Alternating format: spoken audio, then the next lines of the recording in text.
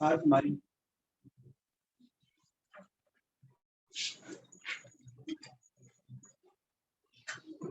इसमें हम जियोग्राफी पढ़ रहे हैं। तो सीएसएस की तैयारी हो आइदर या पीएमएस की तैयारी हो, वन पेपर की हो, एफपीएससी पीपीएससी, उनका आपको सबको पता होगा। पीपीएससी है तो पंजाब पब्लिक सर्विस कमीशन है, उसमें आप जैसे पंजाब के 45 डिपार्टमेंट्स हैं, कुछ ऑटोनोमस बॉडीज हैं और कुछ इंडिपेंडेंट डिपार्टमेंट्स। इसी तरह एफपीएससी के अंडर जो है तो वो फेडरल के डिपार्टमेंट आते हैं। और सीएसएस और पीएमएस ये साल में जो है वो होल ईयर एक दफा एग्जाम कंडक्ट करते हैं, जिसमें 17 स्टेट की अपॉइंटमेंट होती है। तो एक सब्जेक्ट दूसरे सब्जेक्ट के साथ ओवरलैप करता है। सबसे पहले है हमारा जियोग्राफी। जब हमें जियोग्राफी नहीं पता होता तो हमें ये समझ नहीं आती कि किस कंट्री का किसके साथ क्या रिलेशन है। कोई भी कंट्री दूसरे कंट्री के साथ जो पॉलिसी फार्मूलेशन करता है, जो उनके थिंक टैंक होते हैं, किसी भी कंट्री का थिंक टैंक होता है जो मीडियम स्केल और लार्ज स्केल जो लॉन्ग टर्म पॉलिसी जो है वो डिफाइन करते हैं। वो किस बेस पे करते हैं? उनकी स्ट्रेटेजिक लोकेशन, कि उनके सराउंडिंग में जो कंट्रीज हैं उनके अंदर मिनरल कौन कौन से हैं, रॉ मटेरियल किस फॉर्म में है। तो जो रॉ मटेरियल होता है, मिनरल्स होते हैं, आइदर वो जो है फॉसिल फ्यूल के फॉर्म में, फॉसिल फ्यूल जो जमीन के अंदर बर्न हो जाते हैं, जमीन के अंदर पहले बरी होते हैं, उसके बाद जो है उसके अंदर रिएक्शन होता है और फिर वो किसमें कन्वर्ट हो जाते हैं, मिनरल्स में कन्वर्ट हो जाते हैं। आइदर वो फिर आप पेट्रोलियम फॉर्म में निकलते हैं, उनकी हम फिर क्या करते हैं, केमिकल इंजीनियर्स हो गए, वो उनकी फ्रैक्शनल डिस्टिलेशन करते हैं, कसरी कशी जिसे हम कहते हैं। उसमें हमारा फिर कैरोसिन ऑयल बनता है, हाई ऑक्टेन अंदर, ठीक है। और पेट्रोलियम हो गया, कैरोसिन ऑयल हो गया, ये डिफरेंट सारे कंपार्टमेंट बने होते हैं 400-300 डिग्री सेल्सियस इस टेम्परेचर। अब जियोग्राफी जो है वो इसलिए इम्पोर्टेंट है, किसी किसी पेपर में, सिंगल पेपर में एक पेपर था उसमें 10 नंबर की जियोग्राफी के क्वेश्चन आए थे कि अफगानिस्तान है, ये किसके साथ बॉर्डर शेयर करता है, which one is land lock country, mountain ranges इसमें आ जाती हैं, ठीक है, रिवर्स आ जाते हैं, कौन सा रिवर जो है वो डेल्टा बनाता है, ठीक है। डेल्टा होता है कि जब पानी बह रहा होता है तो उसकी काइनेटिक एनर्जी होती है ना, तो काइनेटिक एनर्जी जो है उसके साथ वो अपने साथ फर्टाइल जो सॉइल होती है वो लेके जाता है, तो उसके सराउंडिंग में क्या हो जाता है, फर्टाइल सॉइल पैदा हो जाती है, जिससे प्रोडक्शन होती है ज़्यादा। तो ये एमसीक्यू आ जाता है कि हमें डेल्टा का ही नहीं पता होता डेल्टा क्या है। जैसे हमारा जो दरिया सिंध है, जैसे इंडस रिवर कहते हैं, इसका जो डेल्टा है ये डेल्टा फॉर्म करता है, इसे सेप्टा सिंधु कहते हैं। तो काफी दफा पंजाब पुलिस का जो डिपार्टमेंट है उसमें आए हुए हैं, और जो डिफरेंट डिपार्टमेंट्स हैं उसमें ये एमसीक्यूज आया कि जो इंडस रिवर डेल्टा फॉर्म करता है इससे क्या कहते हैं। अब हमें लगता हो तो सिंपल सी है, ये माइनर चीजें, लेकिन ये एक एक नंबर हमारा काउंट हो रहा होता है, एक्यूमुलेटिव इफेक्ट होता है। एक्यूमुलेटिव इफेक्ट का मतलब है कि हर सब्जेक्ट दूसरे सब्जेक्ट को सपोर्ट कर रहा होता है, ठीक है, एक एक नंबर आपका मैटर कर रहा होता है। अब जियोग्राफी के करंट अफेयर में 2007 के पेपर में आया हुआ है कि जो इटली है, कौन सी कंट्री ऐसा है जिसका फिजिकल फीचर जो है उसका जैसे शू होता है, हॉर्स शू होता है, उसकी जो है स्ट्रक्चर है फिजिकली, तो वो कौन सा, इटली। इसकी एक नंबर आपका करंट अफेयर में ओके हो गया एमसीक्यू। हम चीजों को एनालाइज करेंगे, एक एक चीज, माउंटेन रेंजेस, डेजर्ट कौन कौन से हैं, किस तरफ किसका फ्लो है रिवर का, फिर हमें ये सारी चीजें क्लियर हो जाती हैं। और जब ये चीजें नहीं आ रही होती, डायरेक्ट हम बैठे होते हैं क्लास में या डायरेक्ट एमसीक्यूज कर रहे होते हैं, तो फिर हमें बहुत मुश्किल होती है। पीपीएससी के एग्जाम हो गए, एफपीएससी का, अगर आप उनको ग्राउंड लेवल से लेके चलेंगे फिर हमें चीजें समझ आएंगी। 8 से 10 डोमेन है, पाकिस्तान अफेयर है, करंट अफेयर है, इस्लामियात है, जनरल साइंस एंड एबिलिटी है। हम क्या करते हैं, हम पास्ट पेपर लेते हैं, इम्तियाज शाहिद की बुक होगी या कोई और बुक होगी, कि इम्तियाज शाहिद की, मैं किसी को एक को टारगेट नहीं कर रहा, इसलिए कह रहा हूँ कि उसमें सारे पास्ट पेपर है, आप सबने ली होगी वो। तो वो बुक जो है ना, मैं समझता हूँ कि जैसे बाइबल होती है ना, जो भी मास्टर करता है, डिग्री करता है, वो अपने पास लाजमी ले लेता है, पढ़े ना पढ़े लेकिन वो बुक ले लेता है। हर किसी घर में पड़ी होती है जिसने मास्टर किया हो या ग्रेजुएशन किया हो, लेकिन पता नहीं होता कि हमें इस पेपर को क्रैक कैसे करना है। ऐसे तो नॉलेज बहुत ज्यादा है, हम जो मर्जी पढ़ते रहें, कोई किताबें लेके, कोई शेक्सपियर के कोई पढ़ा हुआ है, कोई लिटरेचर पढ़ते रहें, लेकिन हमने वो करना है जो पेपर में आया हो, उसके रिलेटेड चीजें करनी, ठीक है। जब आपकी फ्रीक्वेंसी उस फ्रीक्वेंसी से मैच हो जाती है तो क्या हो जाती है, मॉड्यूलेशन क्रिएट हो जाती है, ऑसिलेशन शुरू हो जाती है। फिजिक्स में भी सबने पढ़ा होगा, ठीक है। वो लॉ ऑफ अट्रैक्शन भी है, एक लॉ ऑफ अट्रैक्शन है कि इंसान के अंदर से ना डिफरेंट फ्रीक्वेंसीज के सिग्नल जनरेट होते हैं, इंसान में से डिफरेंट फ्रीक्वेंसी के सिग्नल जनरेट होते हैं, ठीक है। तो क्या होता है, अगर आपको गाड़ी की विश है तो आप सोचना शुरू कर दें उसके बारे में, मेडिटेशन करना शुरू कर दें, गौर व फिक्र शुरू कर दें कि मैंने कैसे लेनी है, उसके बारे में प्री प्लानिंग करें, फिर एडवांस प्लानिंग करें, ठीक है। तो वो क्या होता है, गाड़ी की फ्रीक्वेंसी और आपकी फ्रीक्वेंसी एक वक्त आएगा मैच हो जाएगी। कोई भी चीज है, किसी इंसान की अगर आपको चाहत है, किसी चीज की चाहत है, किसी चीज की चाहत है, ठीक है, सीएसएस की चाहत है, तो उसके बारे में जो है आप हर वक्त सोचना शुरू करें। और यही नहीं है कि अरिस्टोटल या प्लेटो की तरह जो है सोचते ही रहना है, लॉजिकल रीजनिंग के साथ कि मैंने पुलिस फार्मूलेशन कैसे करनी है कोई भी चीज। जियोग्राफी जो है इसकी मैं आपको इम्पोर्टेंस बता रहा हूँ, हमें जब इन चीजों का पता चलता है तो फिर ऑटोमेटिकली हमारे माइंड में आ जाता है कि अच्छा इस कंट्री के साथ ये रिलेशन, ये इसके लिए जो है वो फॉर्म किया। आज हमने एशिया को देखना है, एशिया में कौन कौन से कंट्रीज हैं, okay? और इसके रिलेटेड जो श्याम भाई आप अपना माइक बंद कर दें प्लीज, क्लास में आप। के बारे में आपने बता दूंगा।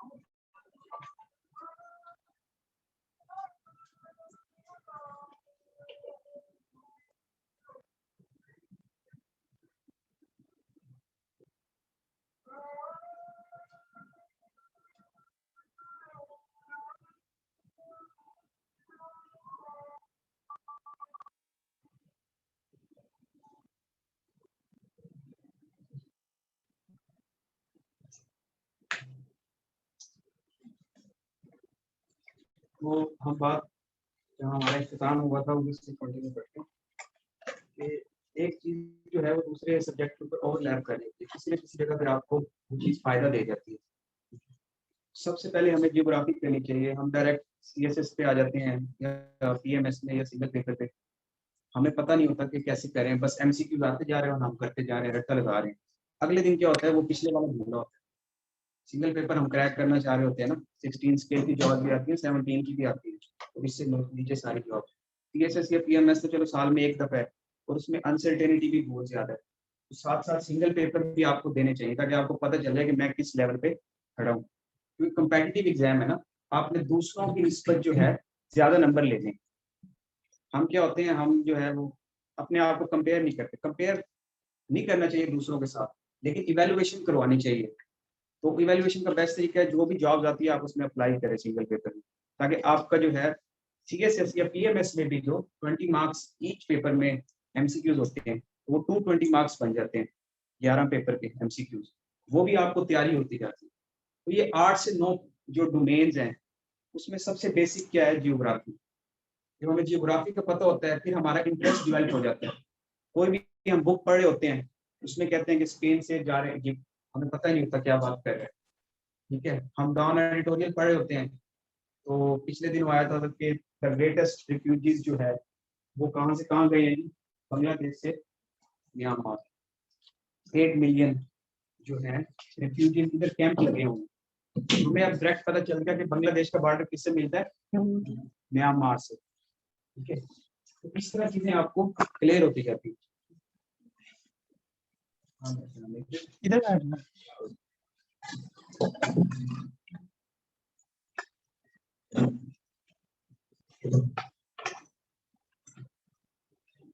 अब हम इसे स्टार्ट लेते हैं जी। साथ साथ मैं आपको बताता जाता हूँ कि कौन कौन से एमसीक्यूज आए हैं पेपर में, ठीक है, क्योंकि हमने हमारा पेपर क्रैक करना। एनपीटी में भी ये जियोग्राफी के क्वेश्चन आए होते हैं। सबसे पहला क्वेश्चन आया होता है जी, चाइना में जो है, चाइना कौन सा कंट्री है जो मैक्सिमम बॉर्डर शेयर करता है? कौन सा कंट्री है? चाइना। रशिया भी है, 14 बॉर्डर शेयर करता है। कितने बॉर्डर है? 14 बॉर्डर शेयर करते हैं डिफरेंट। इसीलिए इसके सारों के साथ मसले चलते हैं। इधर कौन सा सी है? साउथ चाइना सी। तो साउथ चाइना सी पे आइलैंड है जहाँ मिनरल्स बहुत ज्यादा है, ये क्लेम करते मेरे हैं। और डिफरेंट कंट्री जैसे फिलिपाइन हो गया नीचे, वियतनाम के सर साथ। सर आप बोर्ड से मैप एक्सप्लेन कर रहे हैं, हाँ जी, मैं उस तरफ कर। तो सर थोड़ा साइड पे कर दें। सर सर थोड़ा माइक और कैमरे को उधर कर देना, उसके सामने कर दे। ठीक है सर, मैंने कर।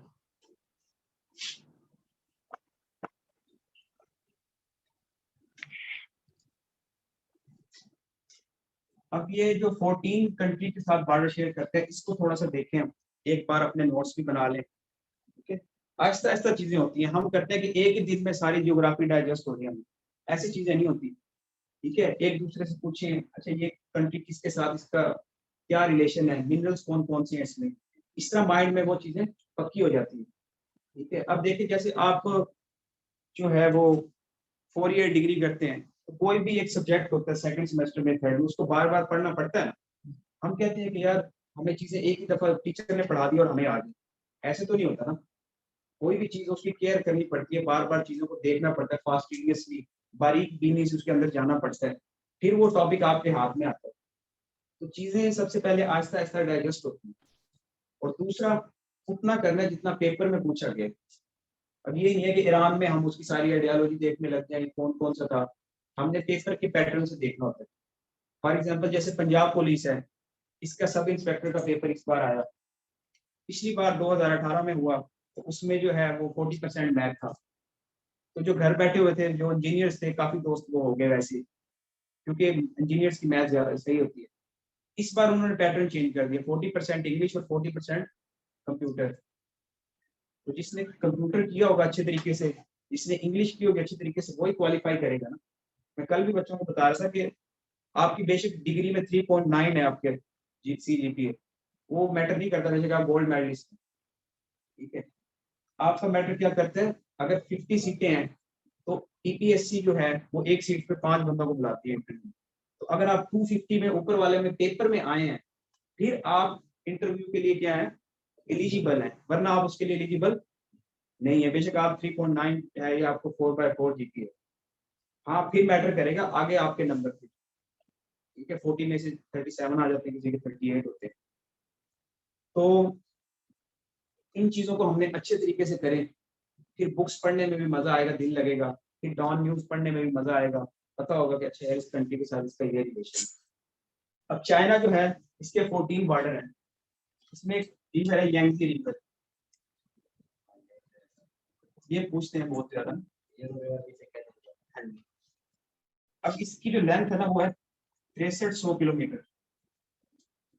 अब ये मैं एमसीक्यूज बता रहा हूँ कि पास पेपर में आए हूँ, पूछा था कि कौन सा रिवर है जो चाइना में सबसे बड़ा है, यांगत्से रिवर।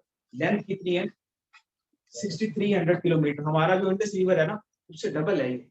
इंडस रिवर की आई थिंक 2850 या 2900 किलोमीटर तक है, ठीक है, और इसकी कितनी है 6300 किलोमीटर।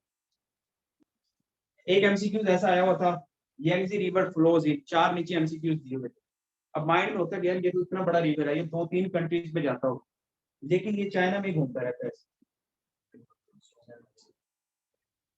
अब उसने ये क्वेश्चन खुद दिया हुआ था टेक्निकली कि आया कि 16 ईयर एजुकेशन में बच्चे ने, पता भी है कि नहीं पता भी, कल इसे ऑफिसर बनाने जा रहे हैं। पहले मैं भी ये सोचता था कि यार हमने तो ऑफिसर बनना है, हमें क्या कि नूब जागा मकबरा कहाँ है, ठीक है, और जो है ना हमें क्या कि जो जिम्बाब्वे है उसमें जो मेंढक की कौन सी किस्म पाई जाती है। लेकिन अब पता चला कि अगर आपको, चलो पाकिस्तान के जैसे जो हालात है, हमने तो आइडियल देखना है ना। अगर आपको 17 स्केल की जॉब दी जा रही है, आपको एडमिनिस्ट्रेटिव जॉब दी जा रही है, तो आपको ओवरऑल दुनिया का तो पता होना क्या है, ठीक है, किसी भी टाइम के लिए आप हर वक्त तैयार हो। तो ये पॉलिसी फार्मुलेशन है, ये सारी चीजें हैं, मीन्स कि हमें करना है क्योंकि एग्जामिनेशन की रिक्वायरमेंट है।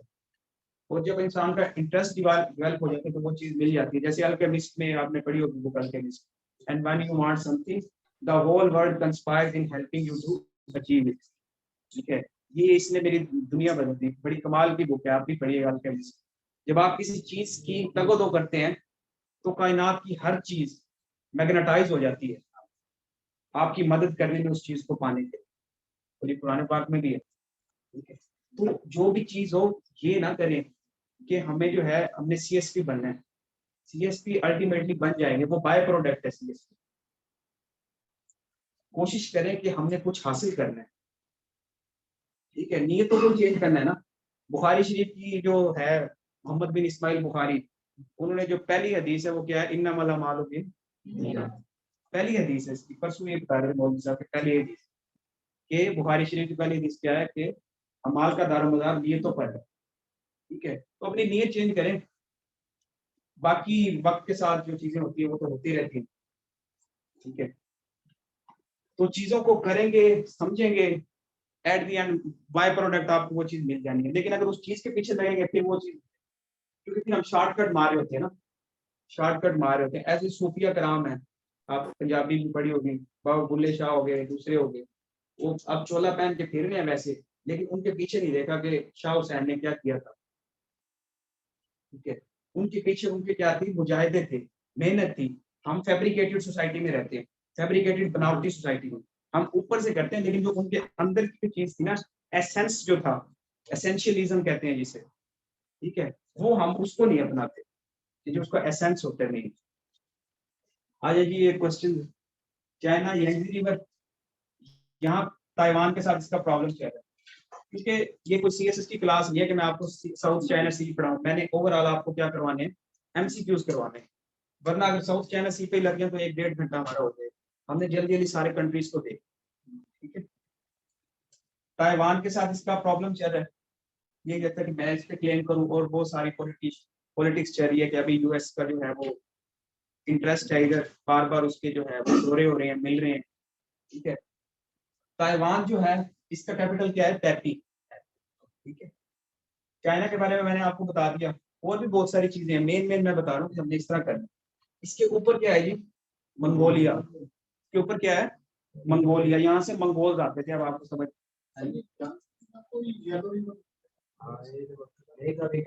यांगत्से रिवर येलो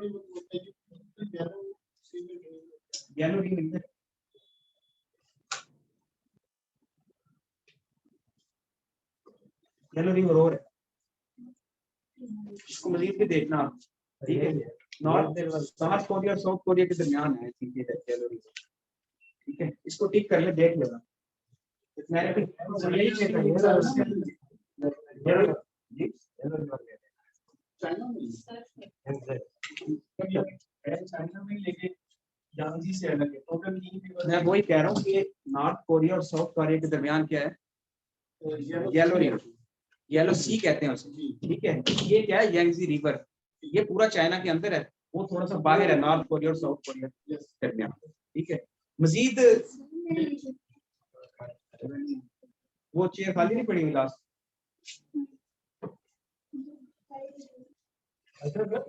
इंडिया में जो मुगल आए थे दोनों का भी कोई ताल्लुक मुगलिया से लगता है।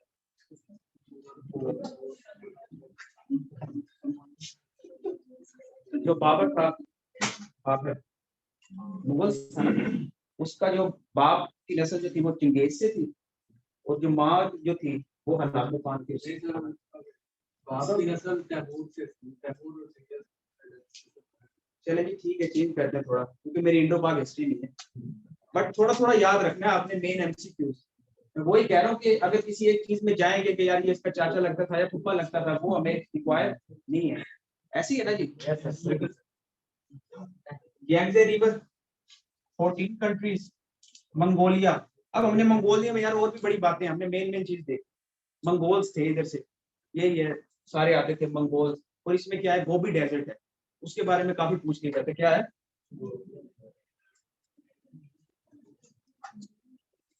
गोबी डेजर्ट, कहाँ है जी, मंगोलिया में। मंगोलिया में कौन सा डेजर्ट है, गोबी। और ये मंगोलिया का जो कैपिटल है ये है उलन बतर, ठीक है, उलन बतर। इससे ऊपर है जी रशिया, ये सारा रशिया लगता है। रशिया इधर भी आता है, एशिया में भी, फिर यूरोप में भी, और उस तरफ से जो है वो नॉर्थ अमेरिका में भी थोड़ा सा लगता है। नॉर्थ अमेरिका के जो ये रशिया जो है, अगर हम उस तरफ से जाएंगे ना, इसको फोल्ड करेंगे 3 डायमेंशन में, अर्थ सर्कल है ना, तो पीछे इस तरफ भी पैसिफिक ओशन है, और इस तरफ जो है वो नॉर्थ अमेरिका है। तो नॉर्थ अमेरिका में यूपर जो एक स्टेट है ना अलास्का, वो रशिया से ली थी, परचेज की थी किसने, अमेरिका ने, ठीक है। तो रशिया देखने कितना बड़ा है। इसको पहले क्या कहते थे, यूएसएसआर। यूएसएसआर का क्या है जी, stands for Union of Soviet Socialist Republic, Union of Soviet Socialist Republic, socialism थी ना इधर, ठीक है। तो यूएसएसआर कहते थे, 2 ब्लॉक बने थे ना, ठीक है। कोल्ड वार एरा जो है उसमें आइडियोलॉजिकल जो वार हुई थी, उसमें 2 ब्लॉक बने थे ना, एक यूएसए और एक यूएसएसआर। वो अपनी आइडियोलॉजी नाफिज करना चाहते थे, ये अपनी आइडियोलॉजी। तो यूएसएसआर जो है ना जी, ये कब डिसॉल्व हुआ है,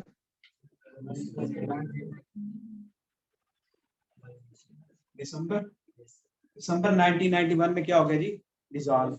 और ये 15 स्टेट्स में टूट, कितनी में, 15 स्टेट्स में, इंक्लूडिंग 15 स्टेट्स, ठीक है। अब वो कुछ स्टेट्स ये आ गई हैं, 5 स्टेट्स जैसे ये हैं, जिसे कार्स कहते हैं ना, सेंट्रल एशियन रिपब्लिक, कार्स कहते हैं, इन्हें क्या कहते हैं, मैं इधर लिख रहा हूं, इन्हें क्या कहते हैं जी, कार्स, सेंट्रल एशियन रिपब्लिक्स, ठीक है। अब ये जो कार्स है ना, इसमें जो सबसे बड़ा कंट्री है, ये सारे लैंड लॉक है, आपने याद रखना है, कार्स सारे क्या है जी, लैंड लॉक है। और ये मदनी दौलत से मालामाल है, इनमें रिसोर्सेज बहुत ज्यादा है, मिनरल्स बहुत ज्यादा है। अब सबसे बड़ा कंट्री लैंड लॉक कजाकिस्तान है, ये एमसीक्यू बहुत दफा है, आपने याद रखना। लैंड लॉक कंट्री सबसे बड़ा कौन सा है, कजाकिस्तान, ठीक है। और इसमें जो है कजाकिस्तान में और क्या चीज है जी, मुस्लिम जो है ये कंट्री, एरिया वाइज क्या है, हाँ जी, एरिया वाइज जो है ये बड़ा कंट्री है मुस्लिम, ठीक है। लेकिन जो आबादी के लिहाज से वो कौन से, इंडोनेशिया, आबादी के लिहाज से कौन सा है जी, मुसलमान कंट्री जो है आबादी के लिहाज से ये है इंडोनेशिया। ठीक है। अच्छा, सबसे बड़ा कंट्री पहले पाकिस्तान था, मुस्लिम कंट्री सबसे बड़ा कौन था? पाकिस्तान। ठीक है, लेकिन जब 1971 में क्या हुआ, उसके ढाका। ठीक है, बांग्लादेश जब पार्टीशन हुई है तो पाकिस्तान की आबादी आधी हो गई ना। फिर आप कौन से नंबर पे आ गया? 6 पे था, मैं 5 पे आ गया, 6 पे आ गया पॉपुलेशन के लिहाज से मुस्लिम। ठीक है जी, तो इंडोनेशिया की सबसे ज्यादा आबादी है मुस्लिम वर्ल्ड की पॉपुलेशन। ठीक है, 57 कंट्री है ना ओआईसी में। ओआईसी में कितने कंट्री हैं? Organisation of Islamic Cooperation conference, पहले कॉन्फ्रेंस या कोऑपरेशन बन गई ओआईसी, मुसलमानों ने बनाई हुई है। उसमें कितने? 1.8 बिलियन, 1.8 बिलियन। बार बार ये काफी कहते हैं ना कि मुस्लिम उम्मा अगर जुड़ जाए, ओआईसी जो है वो 1.8 बिलियन है। 57 मुस्लिम कंट्री है किसमें? ओआईसी। मुस्लिम की पॉपुलेशन है मुसलमानों की ना, जो 57 कंट्रीज में इनहेबिटेट्स हैं वो कितने हैं? 1.8 बिलियन। सर कॉन्फ्रेंस और कॉर्पोरेशन में कोई खास फर्क होता है?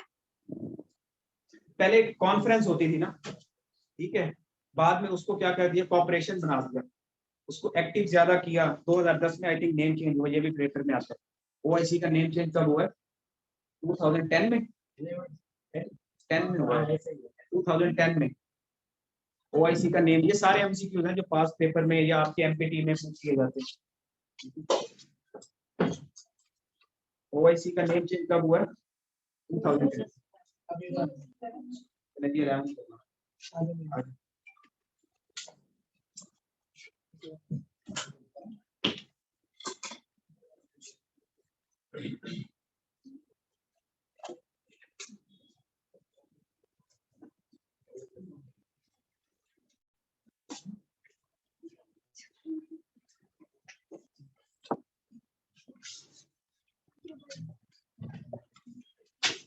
अच्छा जी, SSR का भी थोड़ा बहुत हमें पता चल गया। मंगोलिया आपने अब याद रखना है कि कौन कौन से बॉर्डर लगते हैं।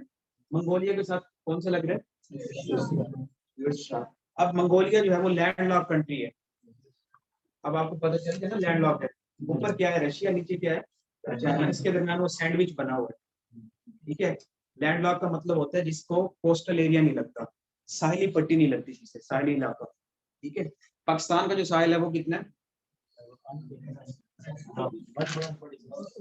1046, कभी 1046, 1046। पाकिस्तान का जो कोस्टल एरिया है वो कितना है?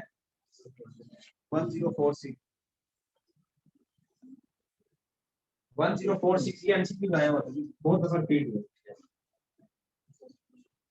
इसमें जो 800 किलोमीटर है ना, वो मकरान कोस्टल है।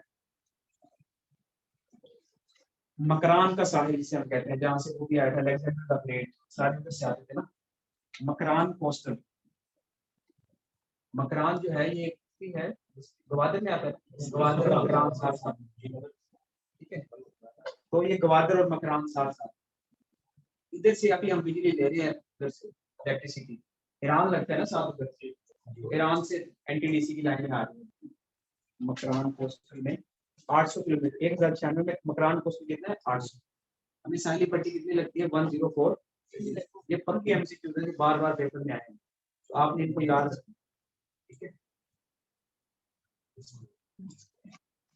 इसके बाद आ जाते हैं जी ये काल सेंट्रल एशियन रिपब्लिक्स। इसमें जो है ना, पाकिस्तान जो है वो किसके साथ जाता है? इधर कौन सी है कॉरिडोर है, उसका क्या नाम है? वाकान कॉरिडोर। अफगानिस्तान और इसके इधर से जाते हैं ना ऊपर। ठीक है, अफगानिस्तान और ऊपर कौन सा कंट्री है? आपने याद रखना, ताजिकिस्तान है। इधर अब आप कह रहे किर्गिस्तान, उज्बेकिस्तान, तुर्कमानिस्तान, ये 5 है ना। आपने क्या याद रखना है? ताजिकिस्तान है। ये एमसीक्यू जब आया होता है तो बड़े करीब करीब देता है वो, और अब तो और ज्यादा मुश्किल हो गया। Fourth option none of these आया होता है। ठीक है, फिर बंदे को समझ नहीं आ रही होती कि क्या करे। तो कौन सा कंट्री लगता है वाकान के साथ? ताजिकिस्तान। क्लियर हो गया? ताजिकिस्तान के साथ क्या है, किर्गिस्तान, ऊपर कजाकिस्तान, उज्बेकिस्तान, तुर्कमानिस्तान। अब वाखान कॉरिडोर है, छोटी सी एक पट्टी है दरमियान, ठीक है, उधर से ये रास्ता मिलता है हमें जाने का ना सेंट्रल एशियन रिपब्लिक्स में। इसीलिए तो ये हमारा अफगान इशू चल रहा था कि हम सेंट्रल एशियन रिपब्लिक्स में हमें एक्सेस नहीं है ना। पाकिस्तान इसलिए तो चाहते हैं कि हमारे इधर ट्रेड बढ़े, और इधर से जब सुकून होगा तो फिर ही ट्रेड बढ़ेगी ना। ये सारा इधर से जाएगा रास्ता सारा, ताकि हमें इधर से ये जो ऑयल रिच कंट्रीज हैं, ऑयल रिच ये गैस में ज्यादा है, मिनरल ज्यादा है, तो वो हमारा इधर से। अभी एक प्रोजेक्ट चल रहा है, उसमें पाकिस्तान को 700 मेगावाट मिलेगा इधर से ना, वो भी डिले हो गया। 300 अफगानिस्तान में जाएगा, 700 इधर, ये ताजिकिस्तान में। ठीक है, उसके बाद आ जाता है कि इधर जो दो एमसीक्यू आते हैं ना मेन, वो है एरल सी और कैस्पियन सी। उसके एमसीक्यू बहुत ज्यादा आते हैं, एरल सी और कैस्पियन सी। पता है इसके बारे में क्या है, ये एरल सी क्या है? हाँ जी, जेल भी है। रशिया, ये कैस्पियन सी है ना जी, ये दोनों इनमें बाय डिफॉल्ट, जैसे कंप्यूटर में हम कहते हैं ना बाय डिफॉल्ट, ये वाली चीज है। बाय डिफॉल्ट इनके नेम के साथ सी लिखा हुआ है, लेकिन ये है दोनों लेक्स, ठीक है, कैस्पियन सी और एरल सी। आपको नजर आ रहा है, कैस्पियन सी और एरल सी। अब इधर लोकेशन वो भी बता दूं, एरल सी जो है ये 2 कंट्रीज के दरमियान लेक है, कैस्पियन सी जो है ये 5 कंट्रीज के दरमियान, ठीक है, कैस्पियन सी 5 कंट्री के दरमियान। इसमें दुनिया के सर हमें 16% विजिबल नहीं है जो आप लिख रहे हैं। बेटा अपना नेट चेंज करें, यहाँ पे ठीक है। नहीं सर, वो रोटेट किया तो विजिबल है। सुने भाई, मैंने लिखा नहीं। अब नजर आ रही है, जी सर आ रहा है। एरल सी और कैस्पियन सी, ये कितने कंट्रीज के दरमियान है? 2। और ये 5 कंट्री। अब वो आपने इनको रट्टा लगाना है तार। एरल सी जो है वो इधर है, उज्बेकिस्तान के दरमियान है, ठीक है, देख लें। अब आप, मैंने तो यूके से याद किया भाई, यू और के, क्योंकि पता है सेंट्रल एशिया में तो है ही। यूके से मतलब उज्बेकिस्तान और के से कजाकिस्तान, ठीक है। हाँ जी, वो मैं इसका बता रहा था। कैस्पियन सी जो है ना जी, कैस्पियन सी ये 5 कंट्रीज के दरमियान है। इसके अंदर जो है ना ऑयल रिजर्व, मिनरल रिसोर्सेज 16% जो है ना ऑयल रिजर्व इधर है। हाँ जी, 16% ठीक है। ऑयल रिजर्व, पेट्रोल वगैरह हो गया, नेचुरल गैस हो गई। ये एक लेक है, लेकिन कितने कंट्री के दरमियान है? 5 कंट्रीज के दरमियान, ठीक है। अब वो 5 कंट्री देखते हैं, लिख लेंगे। ये ईरान,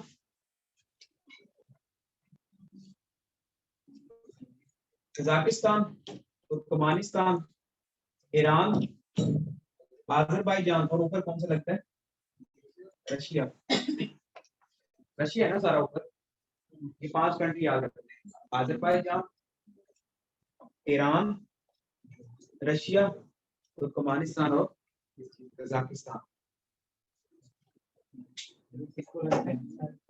कैस्पियन सी को 5 कंट्रीज बॉर्डर शेयर करते हैं, उसमें 3 जो है वो तो डिफरेंट है, याद रह जाएगी ना। ईरान है, आजरबाईजान है और ऊपर रशिया। इसमें कौन से हैं? तुर्कमानिस्तान और, अब इन दोनों में कॉमन कौन सा है? एरल सी में भी कजाकिस्तान है और कैस्पियन सी में भी कजाकिस्तान तो है ही, लेकिन उसमें उज्बेकिस्तान आ जाता है। इसमें क्या आ जाता है? क्लियर हो गया? अच्छा सर, ये कैस्पियन सी वियतनाम के सी से नहीं लगता। हाँ जी, ये वो है ना, लेक है। इस अगर सी लगता इधर तो फिर हमें लैंडलॉक कंट्री कहते हैं ना, क्योंकि इधर कोस्टल एरिया आ जाना था ना। नेविगेबल नहीं होगा ना, शिप्स नहीं चल सकते होंगे, साल्टी वाटर लेक है, नेविगेबल नहीं है। नेविगेबल वो होता है जिसपे शिप्स जो है वो ट्रेड हो सकती है, ठीक है। क्लियर हो गया जी? ये एमसीक्यूज इतनी दफा आया है पेपर में कि बस मैं क्या कहूँ, कुछ भी नहीं कहता। ठीक है, कैस्पियन सी का भी समझ आ गया आपको, इधर से एरल सी का भी समझ आ गया, ये मेन बातें। अफगानिस्तान जो है इसकी पॉलिसी किसने मुरतब की थी? इल्लामा इकबाल ने। काफी दफा पेपर में आता है, अफगानिस्तान की फॉरेन पॉलिसी किसने बनाई थी? इल्लामा इकबाल। ठीक है, अफगानिस्तान का कौन सा है? काबुल है ना? और इसका मौजूदा कौन है सुप्रीम? हैबतुल्लाह अखुंज़ई। हैबतुल्लाह अखुंज़ई। अच्छा, इसके बाद आ जाता है जी ईरान। ईरान में क्या है जी? तेहरान। ठीक है, ईरान के साथ आ जाता है इराक। इराक आता है तो कौन सा आता है? सदर सद्दाम हुसैन आता है माइंड में। अजरबैजान, इनका कौन किसका प्रॉब्लम चल रहा था अभी पिछले साल? आर्मीनिया और अजरबैजान का, ये जॉर्जिया इधर। ठीक है, उसके साथ इधर क्या लगता है? आप याद रखते हैं पाकिस्तान, अफगानिस्तान, पाकिस्तान ईरान भी लगता है ना, पाकिस्तान ईरान इराक सीरिया, ये तो आपको याद है ना? पाकिस्तान ईरान इराक, थोड़ा बहुत माइंड में नक्शा बनाना है ना। अब इराक के साथ क्या है ऊपर? Armenia, Azerbaijan, Georgia. और ये तुर्की जो है ना, इधर से हमारा एंड होता है, इधर से क्या शुरू हो रहा है? यूरोप। यूरोप है आगे। तुर्की जो है वो 10% कहाँ है? यूरोप में है। इसका जो वो है कौन सा कंट्री? इस्तांबुल। आप लोग ड्रामास भी देखते होंगे कि यूरोपियन इन्फ्लुएंस होता है उस पर, और तुर्की ड्रामा तुर्किश ड्रामे भी बनते हैं। तो तुर्की के साथ क्या है? यूरोप। ठीक है, इसके दरमियान एक स्टेट है, उसे कहते हैं बास्फोरस स्टेट। बास्फोरस स्टेट, उसके ऊपर से गुजरते हैं तो आगे क्या आ जाता है? ठीक है, ब्रिज है बेसिकली, बास्फोरस स्टेट। ये भी काफी लोग पेपर में आया। बास्फोरस स्ट्रेट का मतलब होता है तंग गुजरगा, पानी की तंग गुजरगा, उसको क्या कहते हैं? ट्रेड। STRA। स्टेट ऑफ हुर्मुज हो गया है, स्टेट ऑफ मलाका। ठीक है, जहां से स्टेट ऑफ हुर्मुज कहाँ है? ईरान के पास, जहाँ से 30 to 40% ऑयल सारा ट्रेड होती है। ठीक है, स्टेट ऑफ मलाका। मलाका कहाँ है? मलेशिया और इंडोनेशिया के दरमियान है ना। ठीक है, ये है जी इंडिया।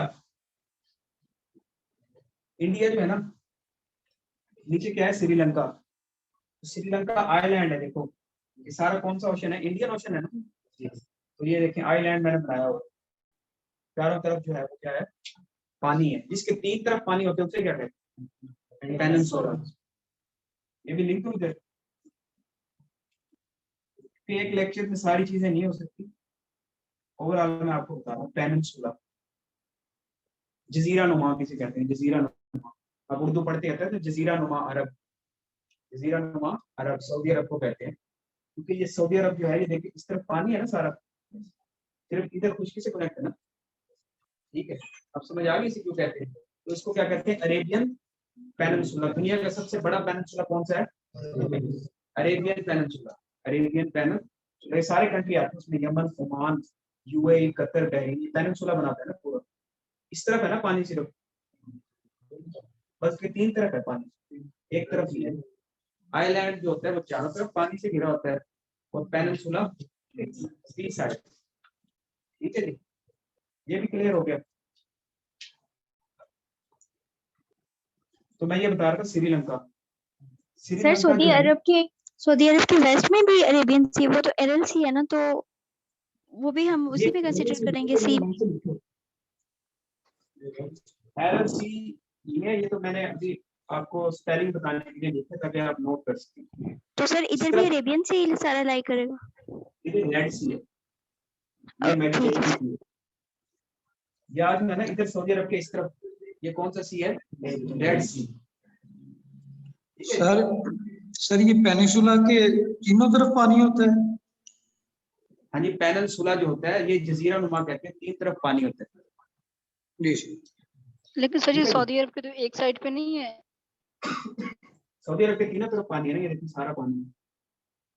ये इधर इधर सर ये से 7 कंट्रीज भी तो अटैच है ना, यमन, ओमान। मैंने यही कहा है कि सऊदी अरब को पेनिनसुला नहीं कहते, इस पूरे को पेनिनसुला कहते हैं, और इस पूरे को कहते हैं Okay. Arabian peninsula. लेकिन इसमें जो मेन कंट्री है, जो मेजर एरिया शेयर करता है कॉन्स्टिट्यूएंट है, वो कौन सा है?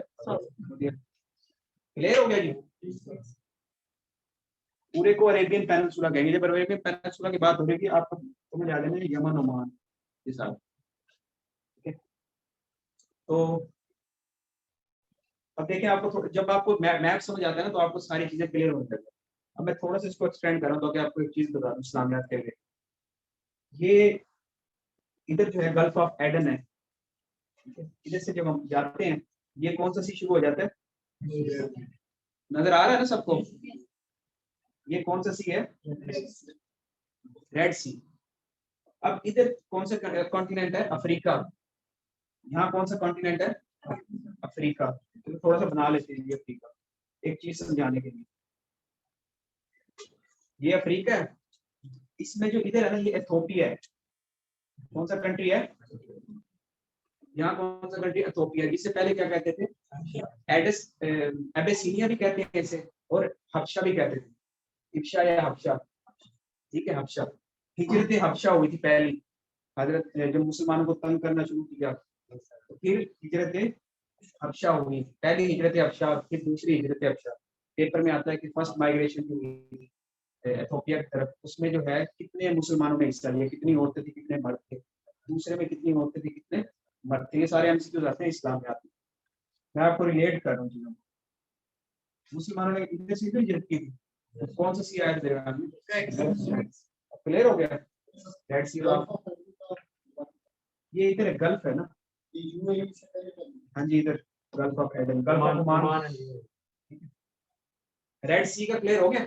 ऊपर लगता है मेडिटेरियन सी। ऊपर कौन सा सी लगता है? ये सारा मेडिटेरियन है। ये आगे जाके ना छोटा होता जाता है बिल्कुल ऐसे। तो ये क्या बन जाती है? स्ट्रेट। स्ट्रेट का मतलब होता है जो बड़े वाटर बॉडीज को क्या मिलाता है? मिलाता है। उसे क्या कहते हैं? स्ट्रेट। तंग रास्ता ऐसे बना लेते हैं स्ट्रेट।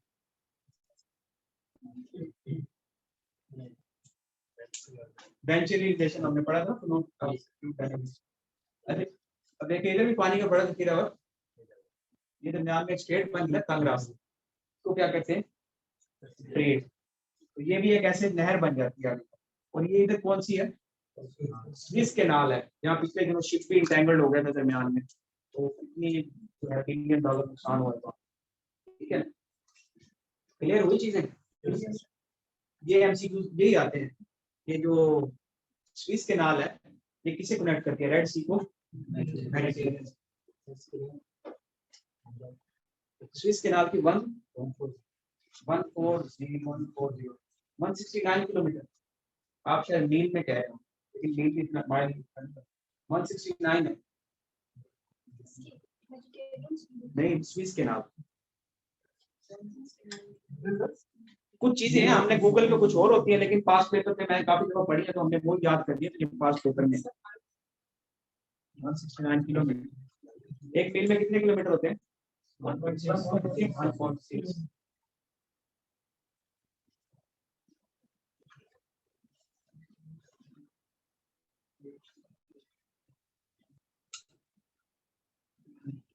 मशरिक के वस्ता, मिडिल ईस्ट कंट्रीज, इन्हें कहते हैं ना मिडिल ईस्ट क्राइसिस।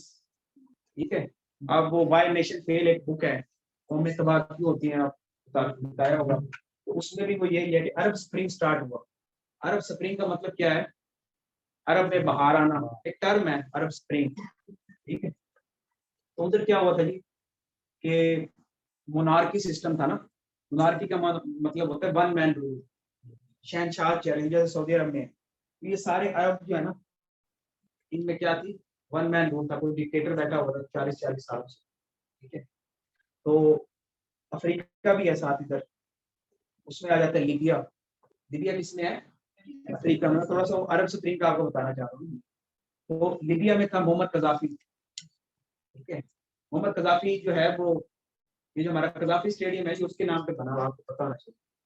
ये जो लाहौर का जो कदाफी स्टेडियम में से कदाफी क्यों कहते हैं, इसके नाम पे बना था, कदाफी के नाम, क्योंकि उस टाइम इधर कंटेम्परेरी का मतलब पता है ना, कंटेम्परेरी का मतलब होता है हम असर, एक ही एज में जो सारे पैदा हो उसे क्या कहते हैं, हम असर।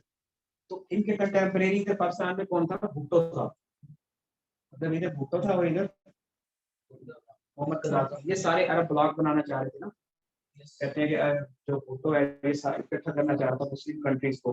फिर ओआईसी बनी थी ना 1969 में, क्या बनी, ओआईसी बनी। तो फिर ये इधर आया था, उसने फिर ये हमें क्या दिया, स्टेडियम, उसका नाम क्या है, कदाफी स्टेडियम। तो अरब स्प्रिंग की बात हो रही थी, अरब स्प्रिंग स्टार्ट हुआ, ये जो इनकी जो पब्लिक थी वो रूलर के खिलाफ खड़ी हो गई टॉपल करने के लिए उसकी हुकूमत। तो ये डोमिनो इफेक्ट जैसे होता है, ऐसा बढ़ता रहता है। तो क्या तुनीजिया से स्टार्ट हुआ, फिर लीबिया, फिर ये दूसरे कंट्रीज में चलता गया।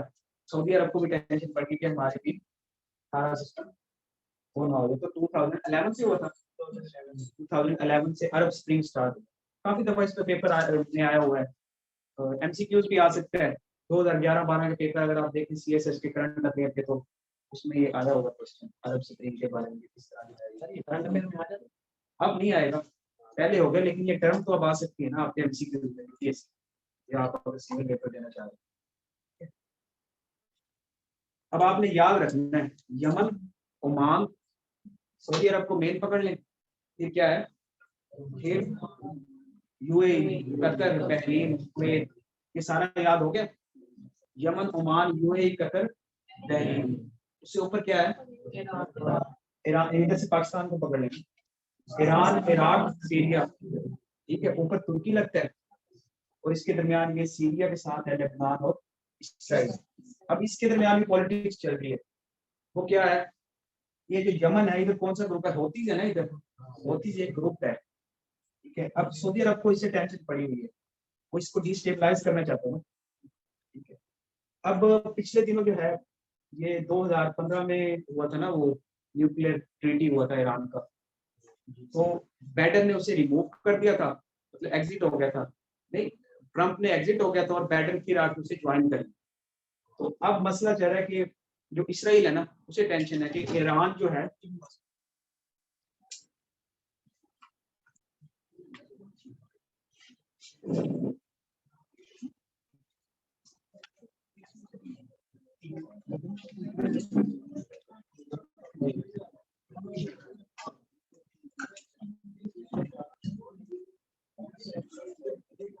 भाई समझ आ रही है, इंटरेस्ट डेवलप हुआ है, इस तरह की चीजों को आपने देखा।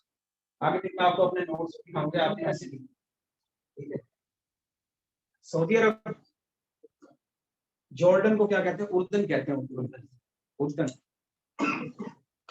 यमन, ओमान, ये मैंने सारा बता दिया। अब वो पॉलिटिक्स का थोड़ा सा बता रहा था मैं, आजकल इशू चल रहा है, ठीक है।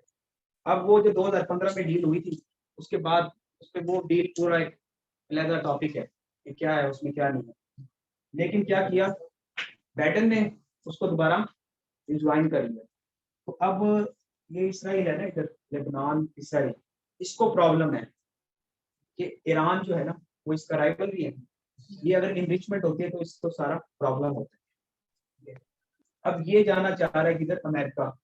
पिछले दिन इसका विजिट, इसने कहा है कि मैं विजिट करना है अमेरिका में, इसका जो प्राइम मिनिस्टर और प्रेसिडेंट। मसला क्या है, ये चाहता है कि आप हमें जो है वो सपोर्ट करें, फ्रंट पे इसे रखना चाह रहा है इसराइल, क्योंकि इधर इसकी हेजेमनी है ना, अमेरिका इसे रखना चाह रहा है। अब इसके साथ जो है ये मिला हुआ है, क्योंकि इनकी आइडियोलॉजी का डिफरेंस है मेन, सऊदी अरब और ईरान, ठीक है, शिया सुन्नी जो है। तो सऊदी अरब जो है इसको अपने सिक्योरिटी कंसर्न है, सऊदी अरब को क्या है, अपने सिक्योरिटी कंसर्न है। इधर से हूथी ग्रुप इनके खिलाफ है, और इधर हिजबुल्ला भी है लेबनान में, और इधर, ठीक है। तो ये अब एक अलग अलायंस बनाना चाह रहे हैं। कल परसों में न्यूज में पढ़ा, उसे कहते हैं Meena, MEE, middle east NATO alliance. वैसे तो नेटो है ना पूरा नॉर्थ नेटो को वैसे नेटो क्यों कहते हैं ये तो सोचे नॉर्थ अटलांटिक ट्रीटी। तो नॉर्थ अटलांटिक क्या है?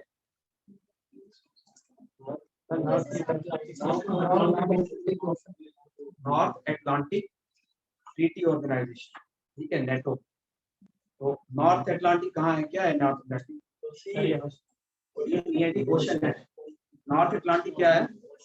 ओशन है। अब समझ आई कि उसे नॉर्थ अटलांटिक क्यों कहते हैं? वो मैं आपको बता दूं, और मैंने कब बताया, मिडल ईस्ट नेटो अलायंस। वैसे तो नेटो है ना, नेटो नॉर्थ अटलांटिक, लेकिन वो इधर अलहदा बनाना चाह रहे हैं क्योंकि गल्फ कंट्रीज है ना ये वाले, इनको इससे मसला है, ईरान से। तो ये कहते हैं कि हम अपनी सिक्योरिटी, हर कोई अपनी सिक्योरिटी चाहता है ना। इसी तरह अब सऊदी अरब जो है वो पहले किस पे था इकोनॉमी उसकी? ऑयल पे थी ना, ऑयल हो गया, पेट्रोल हो गया इस पे, लेकिन अब वो अपनी क्या कर रहा है, टूरिज्म की तरफ, ठीक है। ऑल्दो रिलीजियन इंटरप्रिटेशन ये है हमारी के जो है ना क़यामत आने वाली है, और मतलब वो आप इस्लाम ने जो बताया हम उसे मानते हैं सारा, लेकिन मैं ये कह रहा हूँ कि अब मटीरियलिस्टिक दुनिया है ना, मादा परस्त है दुनिया, तो हम अपने आप को देखते हैं कि हमारे सिक्योरिटी कंसर्न हमारे पूरे हों, ठीक है। अब इसका तो ऑयल खत्म हो जाना सारा, बैठे बैठे अगर घर के 10 बंदे बैठे रहे कुछ कमाए ना, तो एक दिन तो खत्म हो जाना ना सब कुछ, ठीक है। इसने कहा कि इनके जो एनालिस्ट हैं, इनकी जो थिंक टैंक है, उन्होंने कहा कि हमें अब अपनी डाइवर्सिफाई करना पड़ेगा इकोनॉमी को। डाइवर्सिफिकेशन होता है कि मल्टीलैटरल अप्रोच फॉलो करनी पड़ेगी।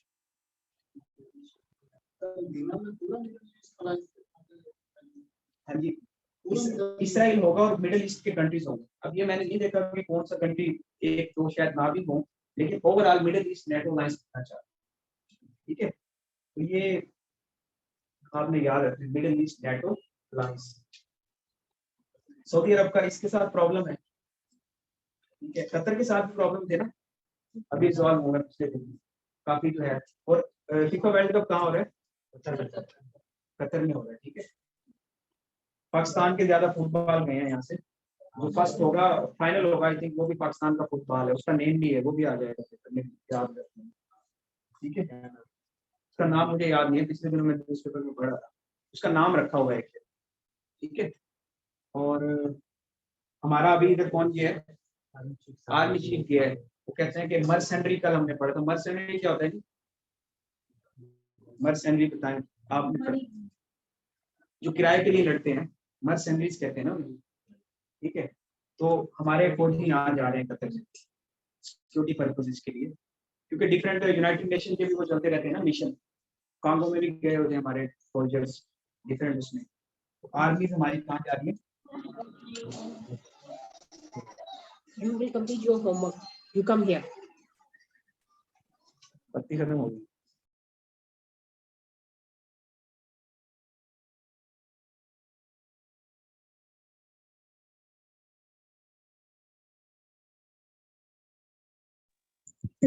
सर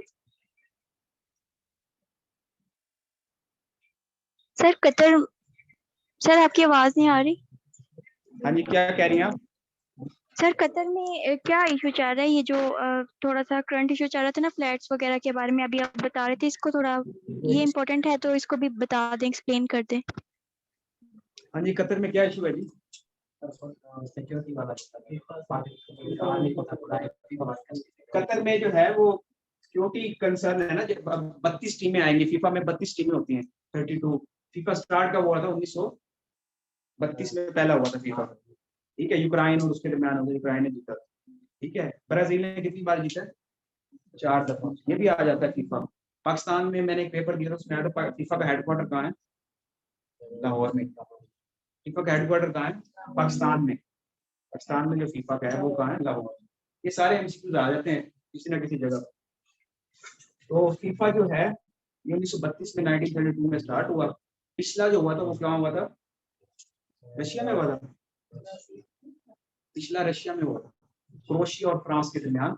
क्रोएशिया की प्रेसिडेंट बड़ी खूबसूरत सी है, जिसने इमरान खान को दावत दी थी कि आप आए, और वो फिर गेम्स बनी हुई थी ना कि इमरान साहब जी हमसे बस करो, सादा भी याद है, ठीक है। तो क्रोएशिया जो है वो 2-1 से हारा था। ये सारे एमसीक्यूज आते हैं पेपर में, आप लोग पूछ लेते हैं फीफा वर्ल्ड कप 2018 में हुआ था ना, 2022 नहीं हो रहा ना, अगले महीने से स्टार्ट। हाँ तो नवंबर जी, 82 टीमें होती हैं, वो क्वालिफाई करती है ना, इससे पहले यूरो कप होता है, उनमें अगर वो उधर से क्वालिफाई करके हैं तो फिर फीफा में वो एंटर होती है। ब्राजील कितनी दफा जीते? रोनाल्डो को सबको पता होगा ना, काफू, काका, रोनाल्डो, पेले, ये सारे फुटबॉल। मेसी, मैराडोना था ना, एक पिछले दिन उसकी डेथ हुई, फुटबॉल का एक प्लेयर था अर्जेंटीना का, उसकी डेथ। मैं ये कह रहा हूँ कि ये चीजें बड़ी डाइवर्सिफाई हैं, ये सारे पूछी जाती हैं पेपर में। मैं कोई ऐसे आपको नहीं बता रहा कि अपना रोज मैं का, मैंने ये याद की है, पेपर को हमने क्रैक करना है। अरे सर, गेम्स के वाले की बात है, तो वो कौन सी गेम है?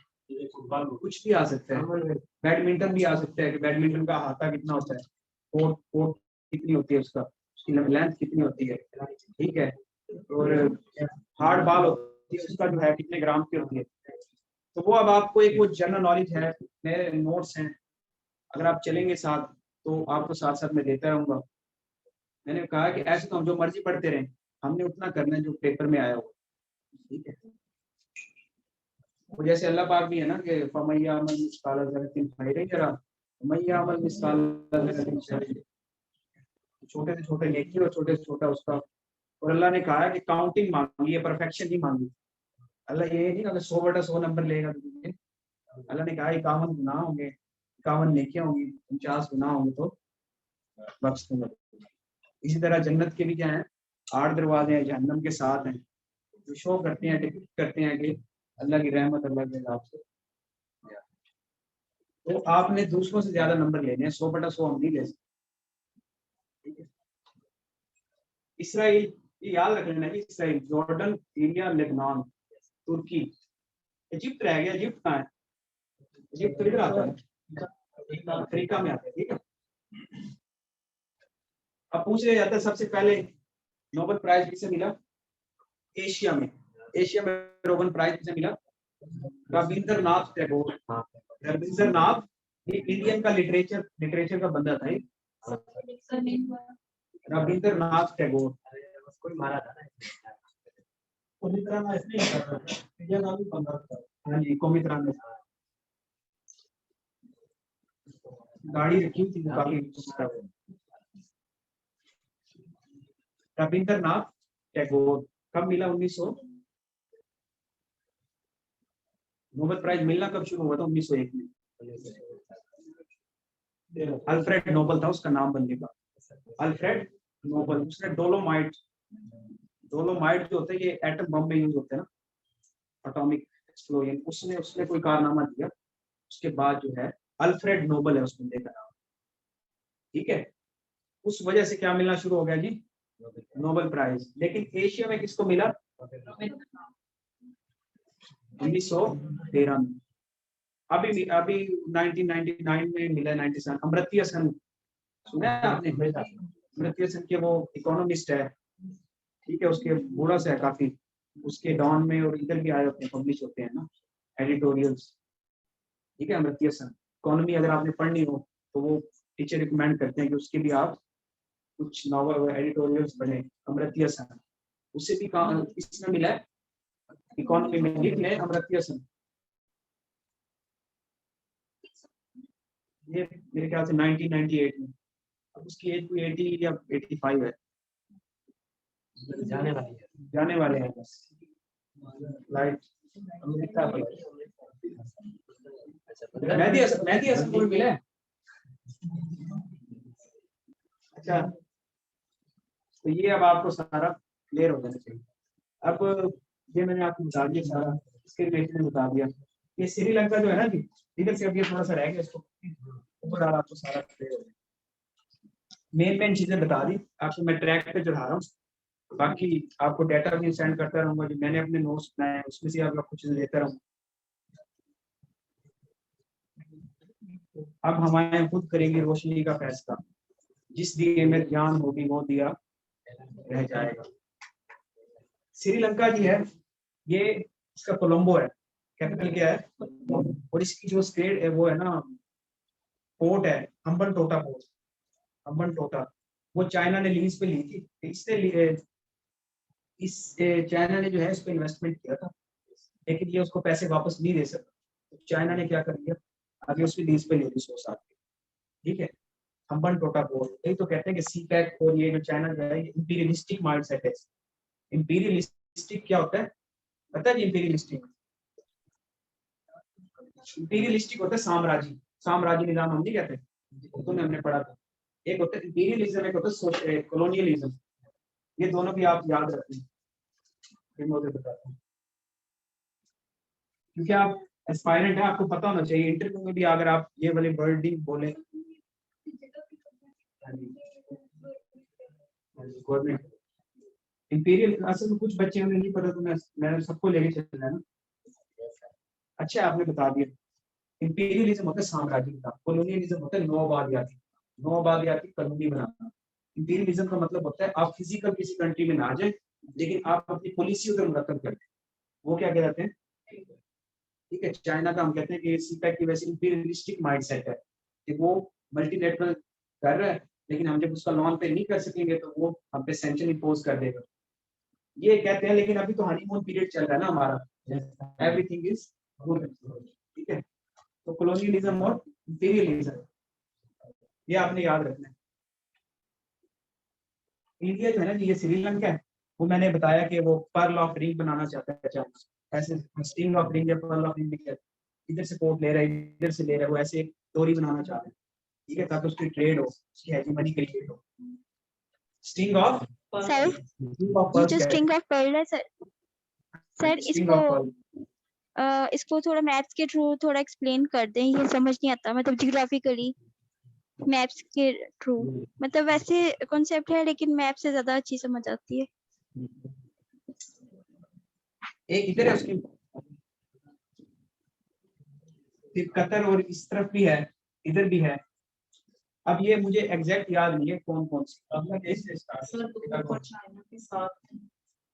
ये आप देख लेना इसको मैप पे, ठीक है। अब वो हमें याद नहीं रखनी सारी, बस यही आप थोड़ा बहुत याद रखो, कंसेप्ट पता चल जाए ना। अब ये रट्टा नहीं लगाना कि ओवरसीज टेरिटरी तो हम कहीं भी ले सकते हैं, जैसे कि डिगो ग्रेशिया नीचे इधर इंडियन ओशन पे, वो मशहूर है, वो किसकी है, यूएसए की है। डिगो ग्रेशिया इधर है इंडियन ओशन, इंडियन ओशन पे है डिगो, ये याद रखने आप, ये पूछ यूएसए की इंडियन ओशन है ना इधर, यूएसए की इंडियन ओशन पे कौन सी नेवल बेस है, एयर बेस है, क्या कहते हैं, डिगो ग्रेशिया।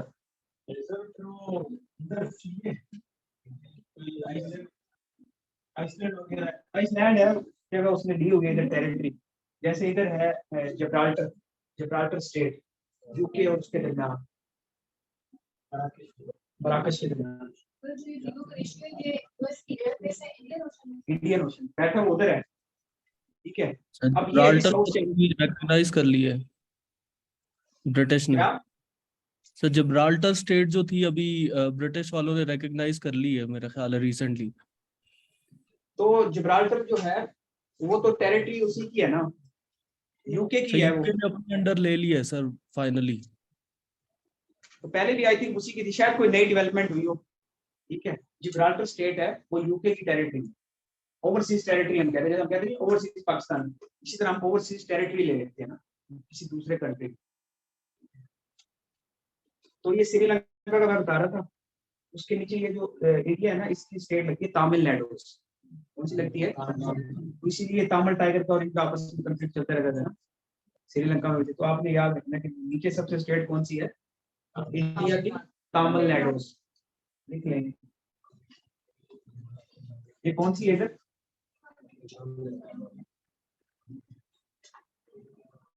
और इसके दरमियान ये देखो ना, अब एक जहाज इधर से जा रखा है, उसने इधर जाना है बहरीन, तो वो पूरे श्रीलंका को तो कवर नहीं करके कैसे जाएगा, इधर दरमियान से जाएगा ना। तो ये कौन सी स्टेट लगती है, Palk, PALK, Palk state,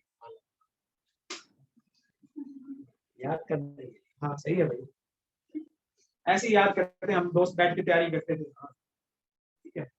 Uganda का कैपिटल क्या है, कंपाला, मेरा सुरैखी दोस्त था वो था कमला, तो मुझे अब याद रहा कि जब भी युगांडा का काफी दफा आया थे, ठीक है, तो उसका क्या है कंपाला मैंने अफगानिस्तान के सारे लोग ये नाम लिया अपने दोस्तों के। हाँ, तो चीजें वही है ना, आपको टाइम लगता है, बैठ के सोचते हैं आप, मेडिटेशन करते हैं, गौर फिक्र करते हैं। जब आप करेंगे नहीं तो फिर वही सब्जेक्ट भी आपको उतने ही अहमियत देगा, उतने नंबर आएंगे। पांच स्टेट का समझ आ गई किसके दरमियान है? अच्छा ये आ गई मलेशिया। मलेशिया ये थाईलैंड है। थाईलैंड को कहते हैं land of white elephants, land of white, लिख लें, ये भी आ जाता है। ये जो फेमस कंट्री है उनके कुछ नाम है ना, थाईलैंड को क्या कहते हैं? लैंड ऑफ वाइट एलिफेंट, ठीक है। ये लैंड ऑफ फ्री पीपल कहते हैं, आजाद लोगों की दुनिया कहते हैं। अगर आपने अयाशी करनी है तो आप कहाँ जाए? थाईलैंड जाए, ठीक है। क्यों जी, प्रोग्राम है किसी है उसके बाद लैंड ऑफ वाइट एलिफेंट। मैं सोचता था ये जो थाईलैंड है ना ये यूरोप में है, क्योंकि स्विट्जरलैंड हो गया, लेकिन जब जियोग्राफी नहीं पढ़ी थी उस टाइम, मैं भी एज इंजीनियर था, तो हमें यही होता है कि कैलकुलेशंस किए हैं, रट्टे मारे हैं और नंबर लेने हैं हमने। पर जब आप सीएसएस में आते हैं तो आपको सारी चीजें देखनी पड़ती है, फिर आस्ते आस्ते बंदे को मालूम होती है ना, डाइजेस्ट होती है। थाईलैंड, इसके साथ ये है जी लाओस। ये लाओस कंट्री है ना जो, इसके साथ चाइना ने अभी $6 बिलियन की इन्वेस्टमेंट की है और रेलवे ट्रैक बनाया है। चाइना लग रहा है ना साहब, लाओस के साथ कितने $1 बिलियन? $6 बिलियन। ये पेपर में आ सकते हैं करंट अफेयर। चाइना आगे क्या है जी? वियतनाम। अब देखिए चाइना जो है, ये लाओस जो है, थाईलैंड और वियतनाम के दरमियान वही सैंडविच बनी हुई है इसमें। तो ये लाओस क्या है? लैंड लॉक कंट्री आपने याद। Which one is land lock? Laos. इधर से ये देखिए काफी इतनी दफा पेपर में आया है, नेपाल और भूटान। नेपाल और भूटान दोनों क्या है? किसके दरमियान है? इंटैंगल्ड है, चाइना और बांग्लादेश को बे ऑफ बंगाल लगती है ना ये बात। इधर से हमारा मसला था ना।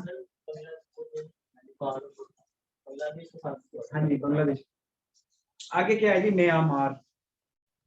आगे क्या है? म्यांमार। इसका पुराना नाम क्या था?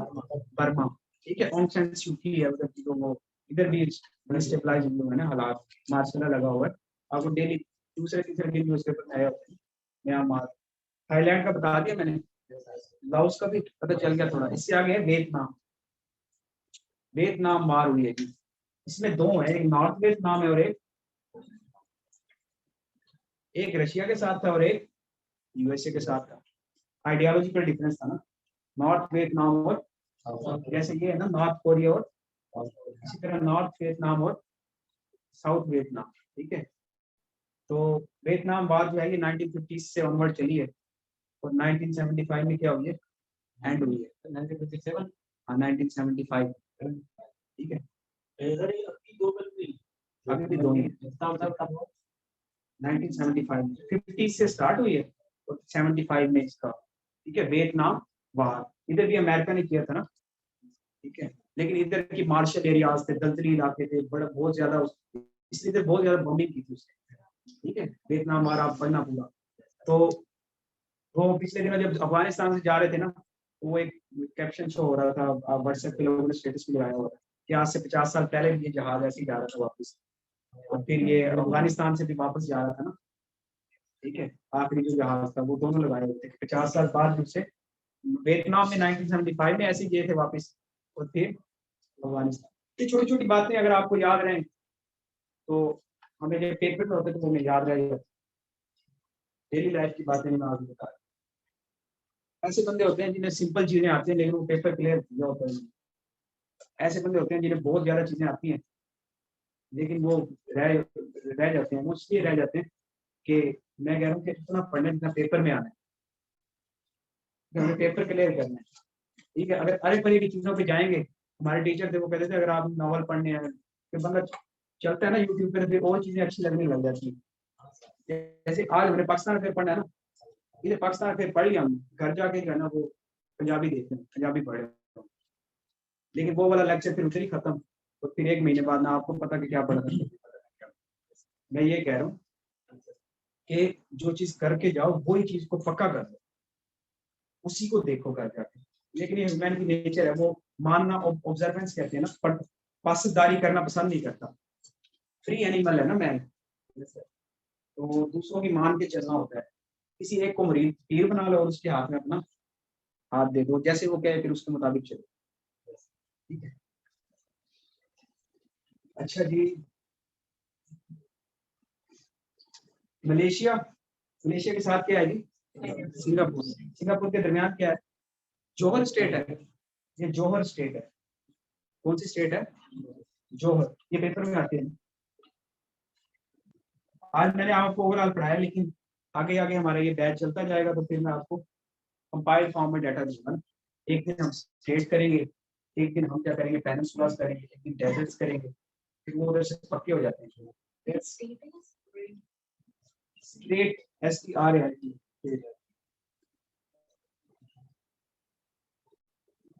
अच्छा जी, Singapore is the part of Malaysia, Singapore is the part of, ये पेपर में आया, सिंगापुर पहले किसका पार्ट था, और East Timor is the part of Indonesia. East Timor किसका पार्ट था, इंडोनेशिया। कब हुआ जी, 2002 में। लेटेस्ट कंट्री ये जो बने हैं ना, अभी तो बाद में वो भी बना है अफ्रीका में, ये भी था पहले ईस्ट तिमोर। 2002 में ये इंडिपेंडेंस यूनाइटेड नेशन से रेटिफाई हुआ है। 2002 में क्या, लिख लो ये ईस्ट तिमोर, अभी जो पेपर में है। सर प्लीज इस साइड पे भी लिखने में विजिबल नहीं है वहां से। ईस्ट तिमोर है जी, ईस्ट तिमोर आता है पेपर में। ईस्ट तिमोर किसका पार्ट था, यही तो आर्गुमेंट देते हैं यूनाइटेड नेशन में हम, कि आपने इनकी नेगोशिएशन करवा दी, इंडोनेशिया को इससे अलग करवा दिया, तो आप कश्मीर को फिर करवा रहे हैं। सही है, 2002 में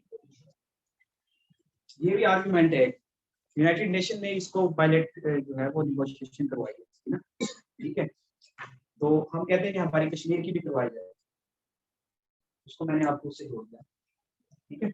ईस्ट तिमोर और इंडोनेशिया, ये क्या है जी, फिलिपाइन। फिलिपाइन जो है ना, इधर है Mariana Trench, Mariana Trench, San Mariana. Mariana Trench कहाँ है जी, देखिए ये सारा इधर पैसिफिक ओशन है। कौन सा ओशन है, पैसिफिक। जो तो पैसिफिक ओशन है ना, इसकी जो डीपेस्ट जो खाई है, डीपेस्ट जो है गहराई है ना, डेप्थ है इसकी, ये कहाँ है, फिलिपाइन के करीब है। अब पैसिफिक ओशन तो बहुत बड़ा है ना, दुनिया का सबसे बड़ा, इधर भी है और इधर भी है, अमेरिका में भी लगता है, इटली में भी लगता है, ये सारा इस तरफ, चिली में भी, इटली में भी इस तरफ क्या है, चिली है, नॉर्थ अमेरिका, साउथ अमेरिका, ये सारा पैसिफिक है। इसको आप फोल्ड करते हैं, पीछे सारा समुद्री समुद्र, पिछली तरफ सारा क्या है, समुद्री समुद्र, पैसिफिक है। ये ईस्टर्न साइड है, वो क्या है, वेस्टर्न साइड।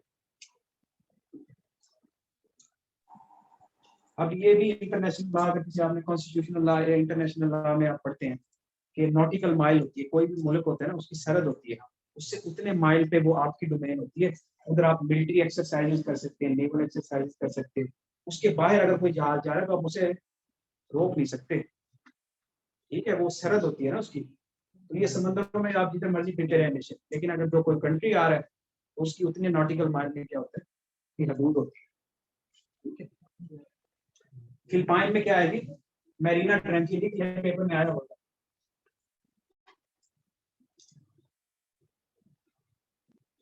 ट्रेंच क्या होता है, खाई, एक होता है ट्रांस, TRANCH, ये काफी दफा यूज हो रहा है, ये तो पता होना चाहिए। TRANCH तेरा वर्ड बना के मैंने इसका, क्या है, ये किस कहते हैं यार, IMF में पेपर में, न्यूज़पेपर में डेली आया होता है, क्या कहते हैं इसको, फर्स्ट ट्रांस, TRANCH, ठीक है। IMF ने किस दी है ना, यही आया होता है पेपर में, वोकैबुलरी आई होती है, तो इसको पता ना चाहिए किस चाहिए। ये क्या है, खाई है, किस जगह खाई में गिरेगा। अच्छा जी, ये येलो सी हो गया, ये क्या है जी, जापान।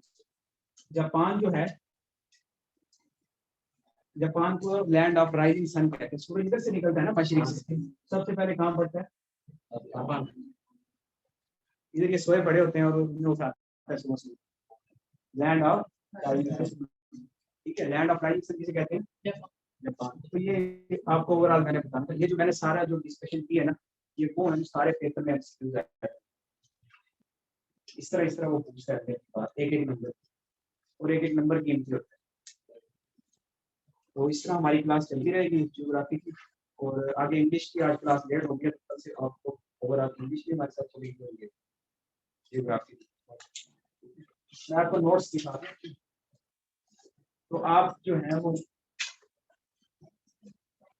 ये देखेंगे,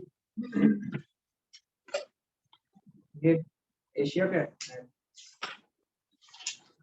ये ऑस्ट्रेलिया है,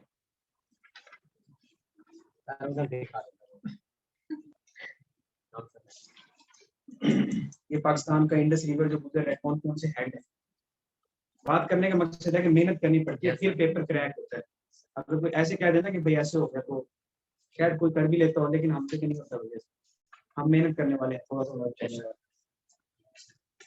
आपने भैया ऐसे ही करना है चीजों को, ठीक है, कचरे की रफ्तार से जाना है।